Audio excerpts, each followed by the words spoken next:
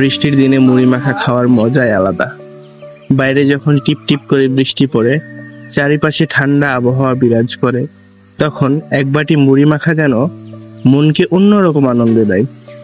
আমাদের দেশে গ্রাম থেকে শহর সব জায়গাতে বৃষ্টির দিনে জনপ্রিয় খাবারের তালিকায় মুড়ি মাখার নাম থাকে। মুড়ি মাখার সবচেয়ে বড় বৈশিষ্ট্য হলো এটি খুব সহজে এবং দ্রুত তৈরি করা যায়।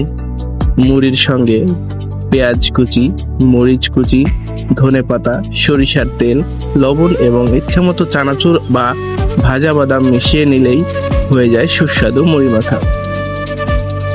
অনেকে আবার খাবার শসা, টমেটো, সেদ্ধ ডিম ইত্যাদি যোগ করেন, এতে এর স্বাদ আরো বাড়িয়ে দেয়। বৃষ্টির সময় পরিবারের সদস্য বা বন্ধু বান্ধবদের সঙ্গে একসঙ্গে বসে মুড়ি মাখা খাওয়ার মধ্যে আলাদা একটা আনন্দ রয়েছে, যা অন্য কারো ভেতরে খুঁজে পাওয়া আসলেই দুঃসাধ্য ব্যাপার। এই সাধারণ খাবারটিও তখন অসাধারণ হয়ে ওঠে। গরম চা আর মুড়ি মাখার যুগলবন্দি তো অনেকের কাছেই বর্ষার দিনের প্রিয় মুহূর্ত। এছাড়া মুড়ি তুলনামূলকভাবে হালকা খাবার হওয়ায় এটি পেটে খাবার পর ভারী লাগে না। এটি কম খরচে তৈরি করা যায়, এটার উপকরণগুলো সহজলভ্য, খুব একটা দামি না হয় সব শ্রেণীর মানুষ এটা খেতে পারে।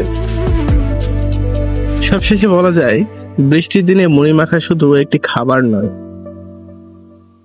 এটি একটি অনুভূতি, একটি স্মৃতি এবং একটি আনন্দের নাম। টিপ টিপ বৃষ্টির শব্দ, এক কাপ চা আর এক বাটি মুড়ি মাখা, এই ছোট আয়োজনই অনেক দিনের সবচেয়ে সুন্দর মুহূর্ত হয়ে ওঠে। অনেকের কাছে এটা অনেক গুরুত্বপূর্ণ হয়ে ওঠে।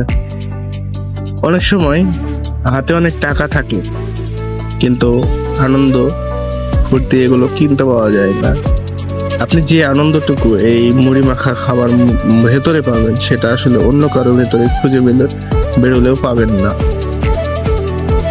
এই যে টিপ টিপ বৃষ্টি পড়ছে বাইরে, আবহাওয়াটা অনেক নিস্তব্ধ, একটি ঠান্ডা ঠান্ডা গায়ে আভাস লাগছে, এটি অনেক আনন্দদায়ক। তো তারই ধারাবাহিকতায় আমরা মুড়ি মাখার আয়োজন করেছিলাম, যেটা ছোট বাটি তাই সম্ভব হচ্ছিল না। তাই বড় ভাইয়ের আদেশে অ্যাডভাইসে একটি পলিথিনের ভেতরে সব মাখানো হয় এবং আশপাশের দোকানদাররা সহ আমরা সবাই মিলে একসঙ্গে মুড়িগুলা খাই এবং সময়টা কাটাই। তো অনেক আনন্দ হয়েছিল সেদিন। তো যার কারণে আপনাদের মাঝে ভিডিওটা শেয়ার করলাম। তো যাদের ভিডিওটা ভালো লাগছে তারা অবশ্যই চ্যানেলটা সাবস্ক্রাইব করে পাশে থাকবেন। আল্লাহ হাফেজ।